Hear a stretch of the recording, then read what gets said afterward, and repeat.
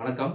நம்ம இன்னைக்கு என்ன பார்க்க போறோம் அப்படின்னா, ஒரு HVAC சிஸ்டத்துல என்னென்னலாம் இருக்கும்? என்னென்ன காம்போனன்ட்ஸ்லாம் இருக்கும்? அப்படின்றத இந்த வீடியோல பார்க்க போறோம். பொதுவா வந்து பார்த்தீங்க அப்படின்னா, HVAC சிஸ்டத்துல வந்து பார்த்தீங்க அப்படின்னா, உங்களுக்கு தெரியும் சில்லர் இருக்கும் அப்படின்றத சொல்லுவீங்க. Primary pump, secondary pump, pipe fitting, அதுக்கப்புறம் வந்து பார்த்தீங்கன்னா, அதோட பஃப் அதாவது இன்சுலேஷன் பாலியுரேத்தீன் ஃபோம் சொல்லுவாங்கல்ல, பைப்புக்கு மேல வர இன்சுலேஷன், அதுக்கு மேல வர cladding, aluminium cladding, GI cladding. அப்புறம் அந்த எண்டுல போனா யூசர் எண்ட்ல போனா C C CSU, AHU, VHU, PHU so என்ன வேணா நீங்க இது பண்ணிக்கலாம். சரிங்களா? ஸோ அது சொல்லுவீங்க.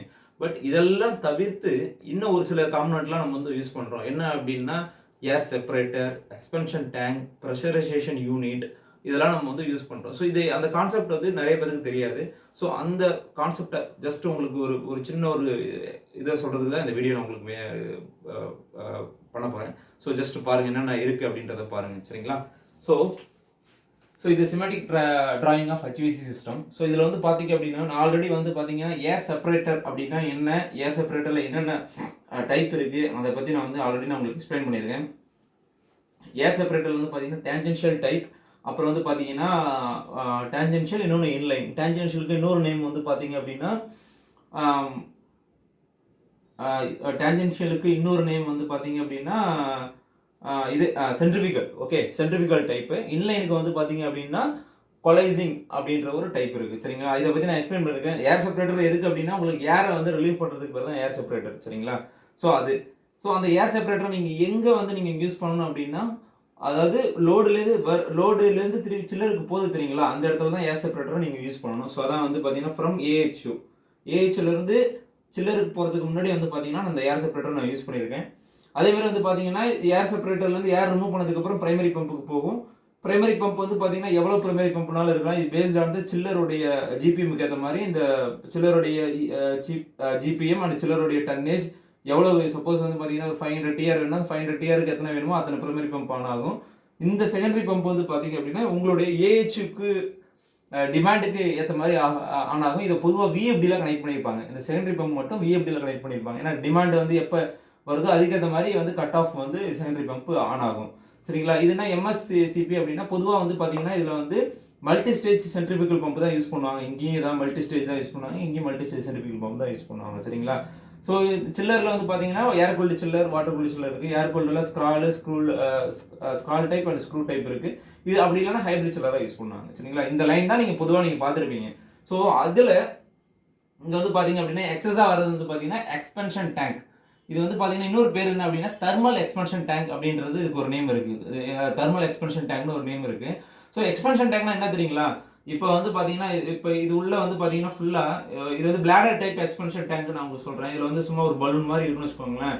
இது உள்ள வந்து பார்த்தீங்கன்னா ஃபுல்லாக வந்து வாட்டர் இருக்கும். இங்கே வந்து பார்த்தீங்கன்னா கம்ப்ரஸ்டு ஏர் வந்து இந்த இடத்துல இருக்கும். சரிங்களா? கம்ப்ரஸ்டு ஏர் இருக்கும். சரிங்களா?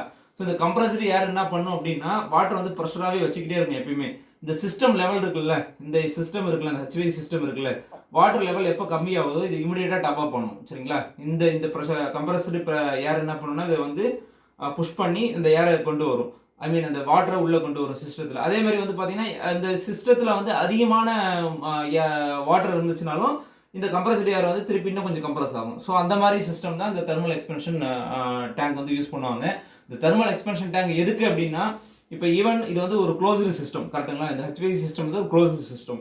க்ளோஸ்டு சிஸ்டத்தில் வந்து பார்த்தீங்கன்னா, வாட்டராக இருக்கட்டும், ஹாட் வாட்டராக இருக்கட்டும், இல்லை கோல்டு வாட்டராக இருக்கட்டும், என்ன ஆகும்னா அது ஒரு கோல்டு வாட்டர் வந்து கோல்டு ஆகும்போது அதோடைய ப்ரெஷர் அதிகமாகும். ஒரு ஹாட் வாட்டர் இன்னும் அதிகமாக ஹாட் ஆகும்போது ப்ரெஷர் அதிகமாகும். அப்படி ஆகும்போது என்னன்னா, அந்த ப்ரெஷரை ப்ராப்பராக மெயின்டைன் பண்ணுறது தான் தெர்மல் எக்ஸ்பென்ஷன் டேங்க்.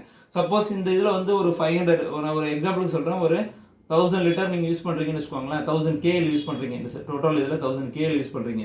ஸோ அந்த 1000 KL யூஸ் பண்ணும்போது வந்து பார்த்தீங்க அப்படின்னா, இந்த க்ளோஸ்டு சிஸ்டம்ன்றதால வந்து வாட்டர் லெவல் கொஞ்சம் கம்மியாகும். சரிங்களா? ஸோ வாட்டர் லெவல் கம்மியாகும் போது உங்களுக்கு என்ன ஆகும் அப்படின்னா, வாட்டர் லெவல் கம்மியாச்சுன்னா ஏர் கேப் போகிறதுக்கான பாசிபிலிட்டிஸ் இருக்குது. ஸோ இந்த ஏர் கேப்பை வராமல் மெயின்டைன் பண்ணுறதுக்கு தான் அந்த எக்ஸ்பென்ஷன் டேங்க். சரிங்களா? அதே மாதிரி அதிகமான ப்ரெஷர் இதில் இருந்தாலும் உங்களுக்கு இங்க ஒரு சேஃப்டி வால்வ் இருக்கு பாருங்க, எஸ்வின்னு போட்டுருக்கு. இந்த சேஃப்டி வால்வ் என்ன பண்ணுன்னா, உங்களுக்கு எக்ஸஸ் இது இருந்ததுன்னா உங்களுக்கு வந்து வெளியில் அமைச்சிடும். பொதுவாக வந்து பார்த்தீங்கன்னா ஒரு 5 பார்ல மெயின்டைன் பண்ணுறாங்கன்னு வச்சுக்கோங்க. என்டையர் சிஸ்டம் 5 பார் இந்த இடத்துல மெயின்டைன் பண்ணுறாங்க அப்படின்னா, அதுக்கு ஒன்லி இந்த இடம் மட்டும்தான். இது வந்து பார்த்தீங்கன்னா உங்களோட எண்டில் வந்து பார்த்தீங்கன்னா இந்த ப்ரெஷர் டிஃப்ரெண்ட்டாக இருக்கும் சரிங்களா. 6 பாராக இருக்கலாம். அதுக்கப்புறம் மேலே ஒரு மல்டி ஸ்டோரேஜ் பில்டிங்னா கீழே 6 பார் இருந்ததுன்னா மேலே போக போக போக கம்மியாக இருக்கும். டாப் மோஸ்ட்டில் 2 பார் தான் இருக்கும். ஸோ அதுக்கேற்ற மாதிரி சரிங்களா.